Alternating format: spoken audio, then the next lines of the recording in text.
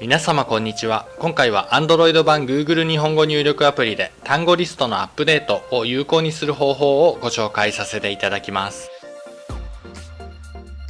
Android 版 Google 日本語入力アプリは3月中旬にバージョン 2.20.2802.3 にアップデートされ、設定項目に単語リストのアップデートが新たに追加されました。この単語リストのアップデートとは、日々更新されていく単語リストの辞書を自動で定期的にアップデートする機能です。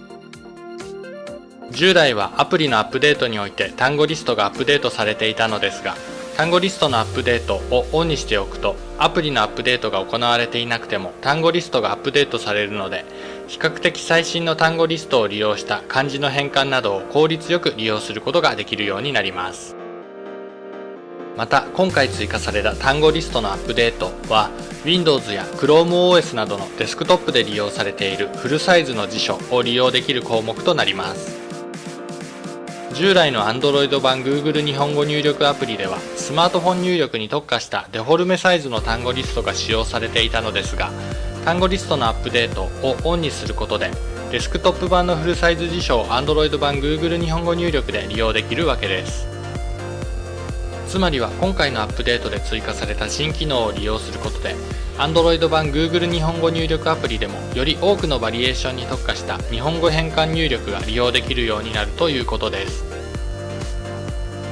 Android 版 Google 日本語入力アプリで単語リストのアップデートを有効にする方法は、まず Google 日本語入力アプリを起動して表示される設定項目の中から単語リストのアップデートをタッチします。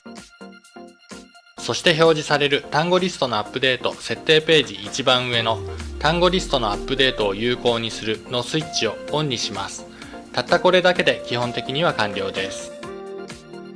またその下の重量制のネットワークでダウンロードを許可するをオンにすると、モバイルネットワーク通信を利用している時でも単語リストのアップデートが自動で行われるようになります。つまり一番上のスイッチをオンにしただけの場合は Wi-Fi 利用時に単語リストのアップデートが行われます。